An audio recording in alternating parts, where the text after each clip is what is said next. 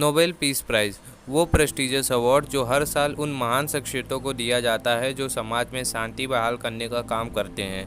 यह award year 1901 से दिया जा रहा है और 2019 तक इस अवार्ड की घोषणा कुल 100 बार की जा चुकी है और कुल 134 नोबेल लॉरेट्स को इस अवार्ड से सम्मानित किया जा चुका है, जिसमें से 27 बार यह अवार्ड किसी ऑर्गेनाइजेशन को दिया गया और बाकी 107 बार किसी व्यक्ति को।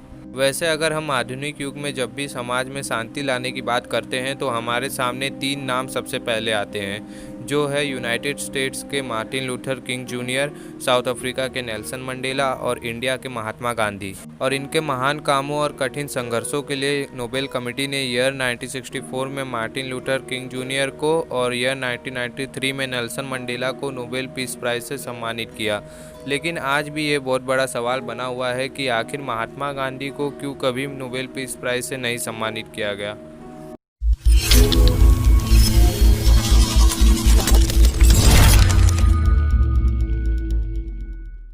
Hello friends, welcome. आप सभी का स्वागत है नोलॉजी में। और आज हम बात करने वाले हैं कि महात्मा गांधी को कभी नोबेल पीस प्राइज़ से क्यों नहीं सम्मानित किया गया। क्योंकि नोबेल कमेटी ने महात्मा गांधी को एक बार नहीं, दो बार नहीं, तीन बार भी नहीं, बल्कि कुल 5 बार नोबेल पीस प्राइज़ के लिए नॉमिनेट किया था। ये नॉमिनेशन साल 1937, 1938, 1939, 1947 और 1948 में किए गए थे। लेकिन इसके बावजूद भी महात्मा गांधी को क्यों नोबेल पीस प्राइज़ से वंचित रहना पड़ा। आमतौर पे लोगों का ये ख्याल रहता है कि हो सकता है नोबेल कमेटी के ऊपर ब्रिटिश गवर्नमेंट का दबाव हो, जिसके कारण ये पुरस्कार महात्मा गांधी को कभी नहीं मिला। लेकिन कुछ रिपोर्ट्स के मुताबिक ये सिद्ध होता है कि नोबेल कमेटी के ऊपर उस समय ऐसा किसी तरीके का दबाव नहीं था। तो फिर आखिर क्यों नोबेल कमेटी ने महात्मा गांधी को इस पुरस्कार से नहीं सम्मानित किया।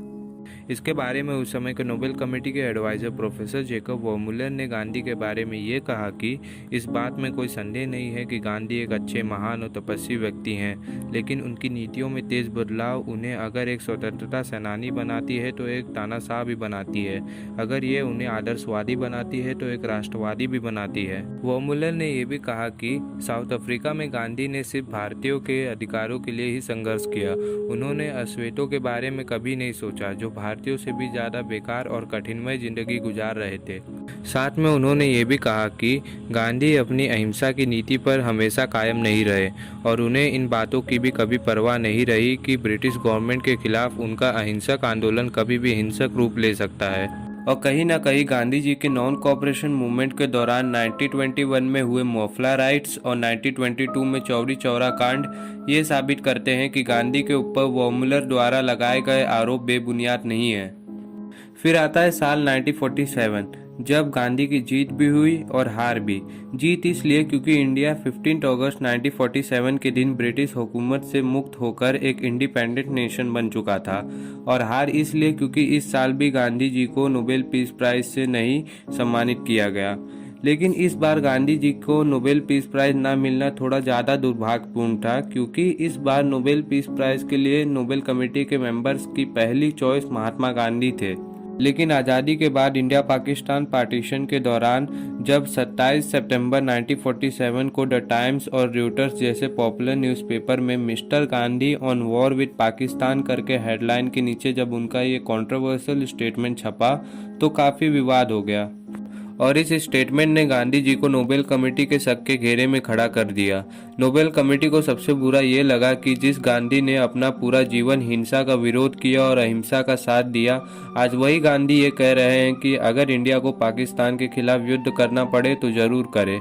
नोबेल कमेटी की इसी नाराज़गी के कारण कमेटी के 5 में से 3 मेंबर्स ने गांधी को पुरस्कार नहीं देने का डिसीजन दिया और 1947 का Nobel peace prize human rights organisation Quakers को दिया गया। लेकिन फिर 1948 में खुद क्वेकर्स ने गांधी जी का नाम रिकमेंड किया। इस बार नोबेल कमेटी ने 3 नॉमिनेशंस किए थे, जो थे human rights organisation Quaker, Emily Green Balch और महात्मा गांधी। लेकिन नॉमिनेशन के लास्ट डेट से सिर्फ 2 दिन पहले ही गांधी जी की हत्या कर दी गई। तब ये अटकलें लगने लगी कि हो सकता है गांधी जी को मरणोपरांत नोबेल पीस प्राइज़ दिया जाए। लेकिन तब समस्या यह थी कि उस समय तक किसी को भी मरणोपरांत नोबेल पीस प्राइज़ नहीं दिया जाता था।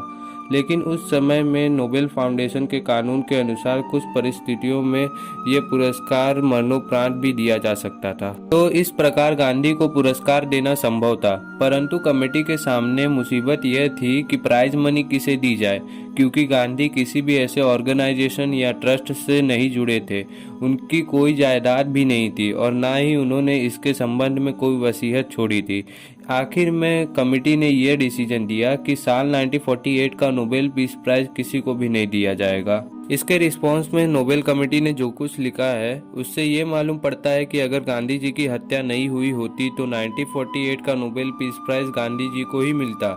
कमेटी ने कहा था कि वो किसी भी जिंदा उम्मीदवार को इस लायक नहीं समझती, इसलिए इस साल का नोबेल पीस प्राइज किसी को भी नहीं दिया जाएगा। इस स्टेटमेंट से ये मालूम पड़ता है कि अगर उस साल मरणोपरांत किसी को ये पुरस्कार मिलता तो वो गांधी के अलावा कौन होता। वैसे ये आखिरी सवाल मैं आपके ऊपर छोड़ता हूँ, आपको क्या लगता है महात्मा गांधी जैसी महान शख्सियत सच में किसी नोबेल पीस प्राइज की मोहताज थी? खैर, अगर आपको ये वीडियो अच्छी लगी हो तो प्लीज़ इस वीडियो को लाइक करें, अपने फ्रेंड्स फैमिली मेम्बर्स के साथ ज़रूर शेयर करें, और अगर कुछ पूछना हो या फिर बताना हो तो प्लीज़ कमेंट करें।